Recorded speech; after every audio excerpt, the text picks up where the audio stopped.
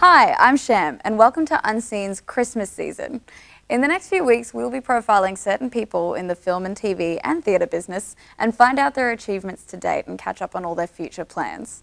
Film director Don Percy began producing films at the age of 10, winning the Victorian State Student Film Awards with Space Spoof in 1979. After receiving a Bachelor of Film and Television at Swinburne Film and TV School at age 20, his future was set. Since then, he has produced, directed and edited hundreds of television commercials, corporate videos and various online projects. Don has also directed documentaries and films, including the acclaimed short feature Inanimate Objects. Hi Don, thanks so much for joining us. Very happy to be here, Tony. Thanks for inviting me. You know, to earn a living through all of the years that you do work in the industry, you've done plenty of corporate work and, what, over 500 TV commercials? Yeah, look, I've lost count now, but certainly my main career has been television commercials, corporates, music videos, etc. That's the bread and butter work. That's what's been keeping me going from a financial point of view. But from a creative point of view, you know, writing short films, features, TV series, web series, etc., etc. And every now and again, I'm lucky and get to produce one of them. And it looks like you have a bit of fun because it's a bit goofy in some parts, in some of the particular ones, but how dare you? But humorous, if you know what I mean, and within the performance base. So yeah, it's a style. I've always I suppose my main influences growing up were Laurel and Hardy, Buster Keaton, Charlie Chaplin, and then moving on from there, Blake Edwards and Peter Sellers, Norman Wisdom. So a little bit of that kind of slapstick. Yeah.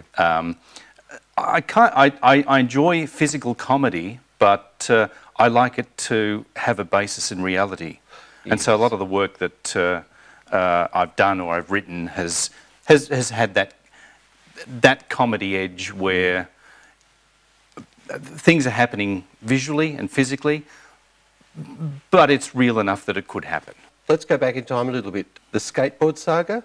One of the first things that I embarked on after leaving Swinburne, and in some ways I think I was probably trying to go down certain paths at Swinburne, thinking that everything's Goddard and Fellini, and maybe I should be doing this and maybe I should be doing that, and maybe that's what filmmaking is.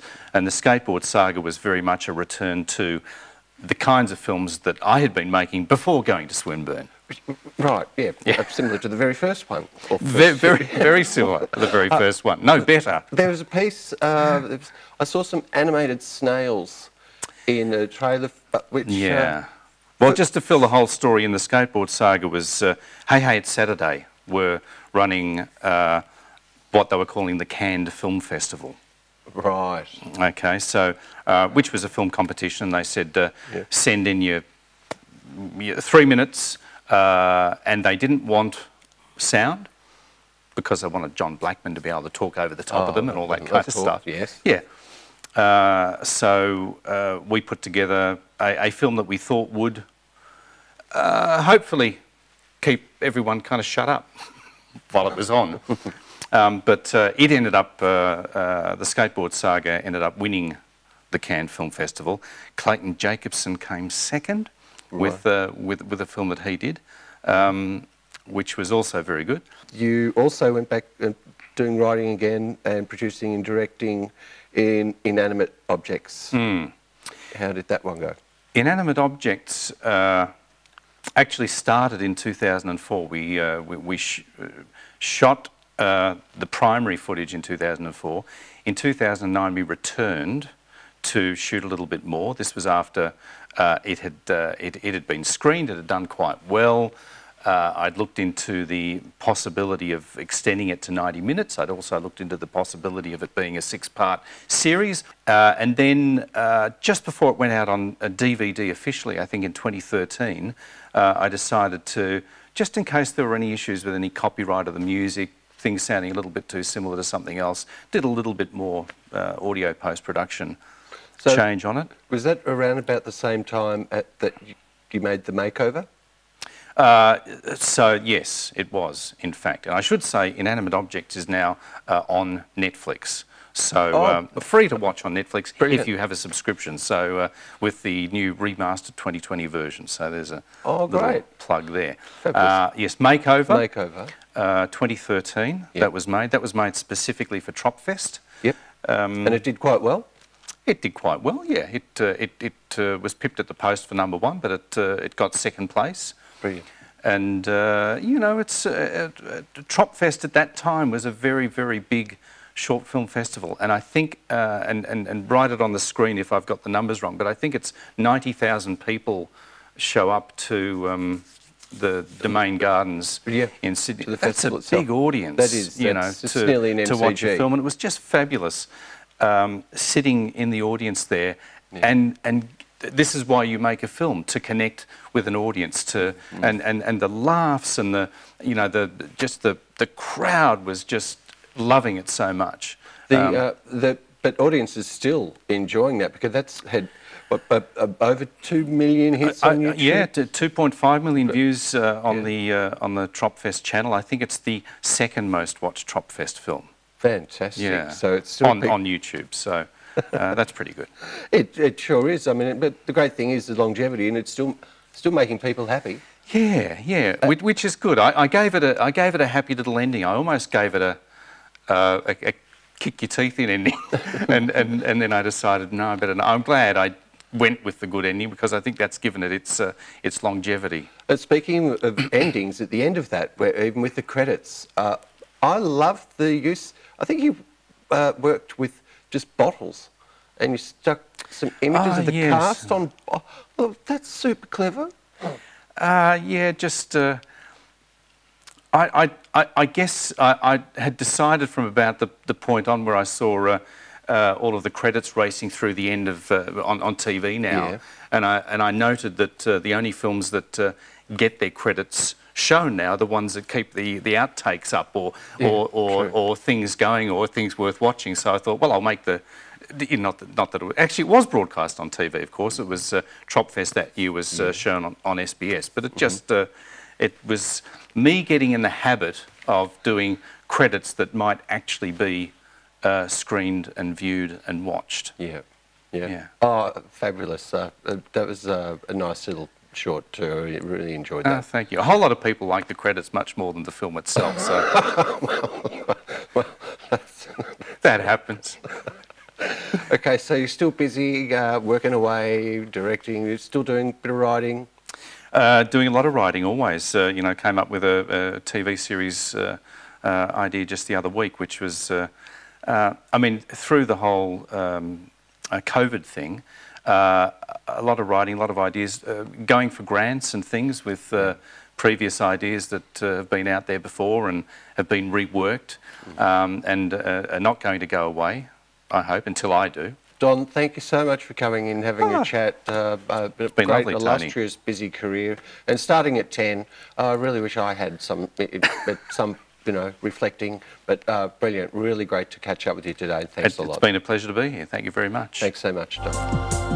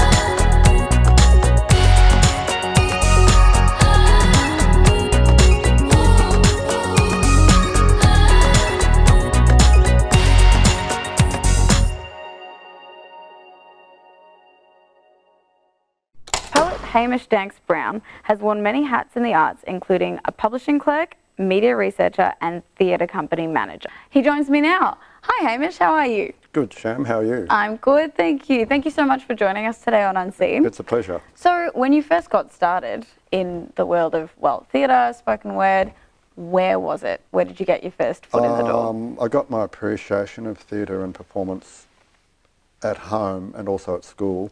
My father was an amateur director of theatre and Mum was a set designer. So I used to see a lot of shows as a kid and a teenager, either shows that they were involved in or shows that friends of theirs were involved in various amateur and independent theatre companies. That was all around Northern and inner Sydney at the time in the 60s and 70s.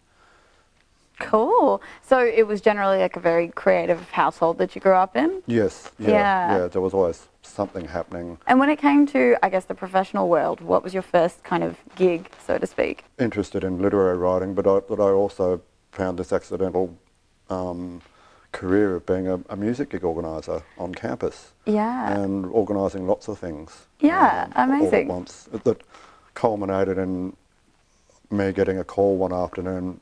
We understand you've got a gig tonight. Okay, yeah. I'm the professor of music at the University of Papua New Guinea and I've just brought an ensemble from Port Moresby.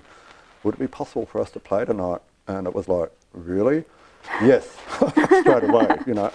And I didn't. And a busload of them arrived and started making each other up with all the tribal motifs and dressing each other with the bird of paradise headdresses and pulling out carved log instruments that were about as long as this part of the stage. That would have looked incredible. And just all the Pacific Island students, of course, started gathering as well because the word spread. So cool. And what a night it was. And I thought, wow, so if you actually get a reputation for doing things, people start coming to you. People come to you, yeah, Yes. that's it.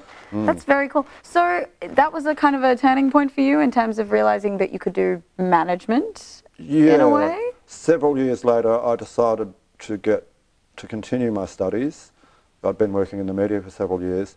And so I went to the University of Wollongong because they were offering the combination of writing and production, like theatre production, stage management, that sort of thing. Yeah. And I was doing that as my major alongside my writing major and doing student productions and things on campus and sometimes downtown in local theatres in Wollongong.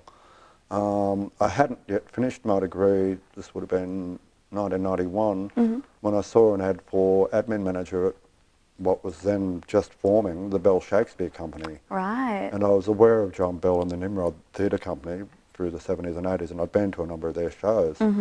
So I thought, well, why not go for it? I probably haven't got a chance. And I went for an interview and it all seemed to go very well. Yeah, fell into place. And then I got the job and it was like, I got the job. What am I going to do? And I asked my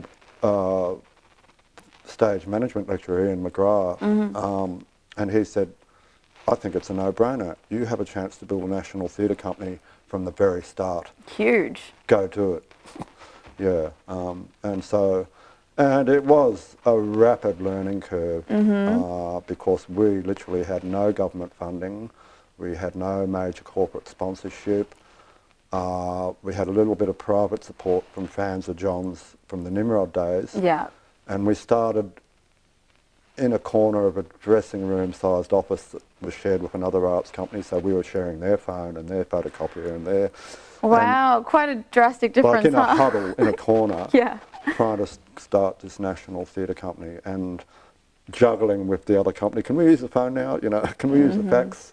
And it literally was like that, just talking up the support, having to have so many meetings, conversations, deciding what the company was actually going to do in terms of its first program, Yeah. how we were going to reach out to people, how we were going to find the audience, how we were going to muster the support.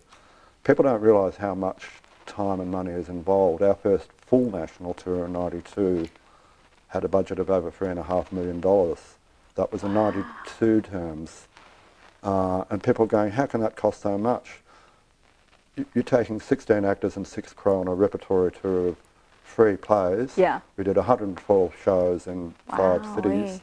They have to be paid. They have to be accommodated. The costumes have to be laundered every day. The set has to be repaired after it's been designed and built.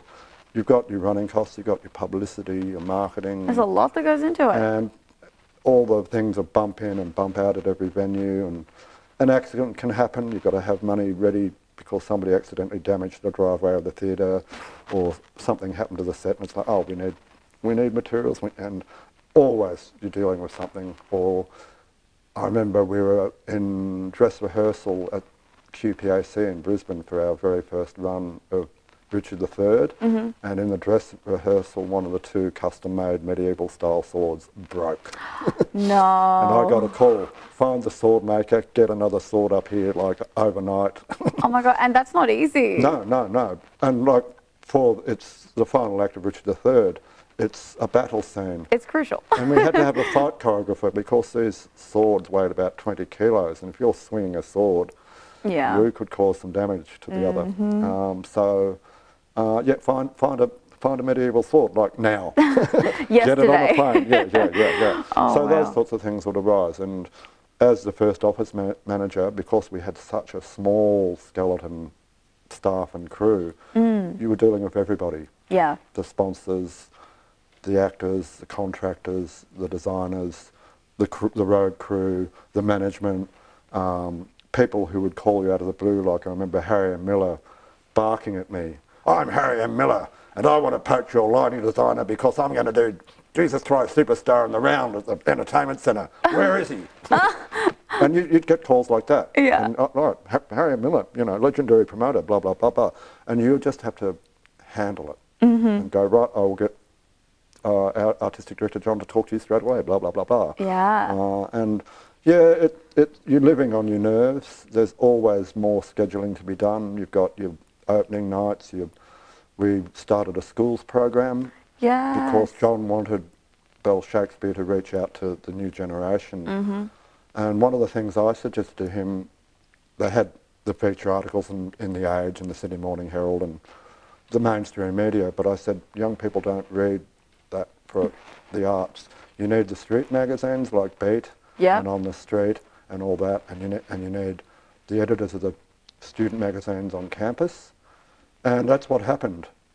We took out full-page ads for a fraction of the cost of doing so in The Age and the Sydney Morning Herald. Yes. And the box offices started reporting, we're getting lots of teenagers and adolescents in here, blah, blah, blah, blah, blah. And I said, well, that's the whole idea. That's it, and it's a good call. And within weeks, other companies like Sydney Theatre and that started target because they realised that we'd actually found an audience that they wanted 100%. to. And that's the thing. It's like, well, John said he wanted to reach. Thank you so much for coming in today and sharing your experiences with us, Hamish. It's been a pleasure. Yeah, thank you very much, Sam. Thank you. Pleasure to meet you.